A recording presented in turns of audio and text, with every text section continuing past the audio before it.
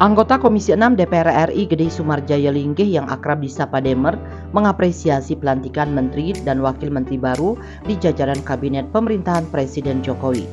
Secara khusus, anggota fraksi Golkar DPR RI ini juga meyakini Rosan Ruslani yang dilantik sebagai wakil menteri BUMN bisa memberikan kontribusi positif memajukan Kementerian BUMN yang dipimpin Menteri BUMN Erick Thohir.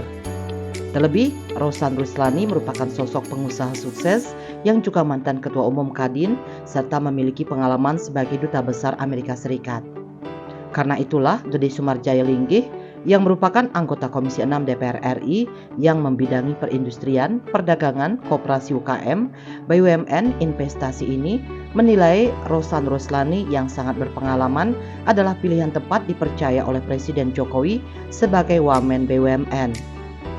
Wakil rakyat yang berlatar belakang pengusaha sukses dan mantan Ketua Umum Kadin Bali itu kemudian berharap dengan kepiawaian dan pengalaman yang dimiliki oleh Rosan Ruslani bisa dengan cepat menyelesaikan persoalan-persoalan berat di BUMN, baik itu secara administrasi, manajemen maupun secara politiknya.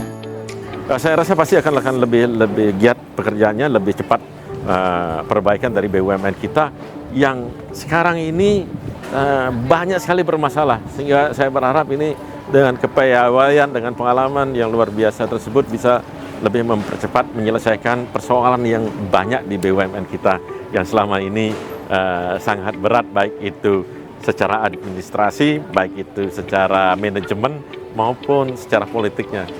Mudah-mudahan bisa diatasi dengan segera. Gede Sumarjaya Linggih juga berharap Menkominfo dan wamen-wamen yang baru dilantik tersebut bisa membawa kebangkitan dan percepatan pemulihan khususnya pasca pandemi COVID-19 sehingga Indonesia bisa kembali berjaya. Terlebih lagi, para konsultan asing telah meramalkan bahwa Indonesia akan menjadi negara 7 besar di dunia di tahun 2030. Politisi Golkar asal Desa Tajun, Kecamatan Kubu Tambahan, Kabupaten Buleleng ini juga berharap kemajuan Indonesia menjadi negara besar tercapai lebih cepat dari tahun 2030, bahkan tidak hanya menjadi nomor 7, bahkan menjadi nomor 5. Ini betul-betul pilihannya cukup tepat karena berasal dari orang-orang yang profesional dan berpengalaman. Tidak hanya profesional, tapi berpengalaman yang akan memimpin negeri ini yang saya lihat dari susunan pergantian dari kabinet yang kemarin. Mudah-mudahan dengan adanya orang yang berpengalaman, profesional, dengan kondisi kita sekarang dunia sedang dilanda krisis dan Indonesia sedang mulai bangkit, ini semakin membawa kebangkitan, percepatan daripada kita lepas dari kondisi pandemi kemarin dan kita mulai berjaya. Dan apa yang menjadi ramalan daripada konsultan-konsultan asing bahwa Indonesia akan menjadi 7 besar di 2030, saya berharap lebih cepat dari 2030, bahkan tidak menjadi nomor 7, bahkan menjadi nomor 5. Dan saya lihat ini posisinya pada posisi yang tepat. Adapun menteri yang dilantik Presiden Jokowi di Istana Negara Senin 17 Juli 2023 adalah Budi Aris Setiadi sebagai Menteri Komunikasi dan Informatika Menkominfo. Budi menggantikan posisi Johnny G. Plate yang sudah tidak lagi menjabat setelah tersandung kasus korupsi dalam proyek Bis Transceiver Station BTS Bakti Kemenkominfo.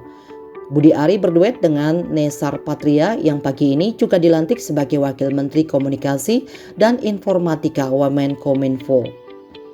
Posisi wamen lainnya yang dilantik Jokowi adalah Profesor Paiman Raharjo sebagai Wakil Menteri Desa, Pembangunan Daerah Tertinggal, dan Transmigrasi Wamendes PDTT.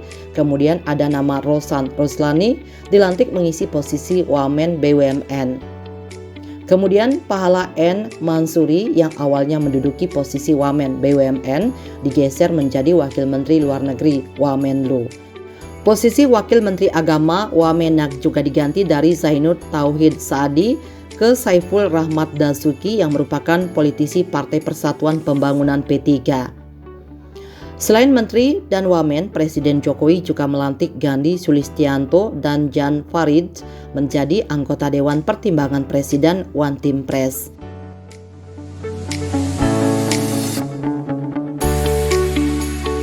Bali 1 mengabarkan.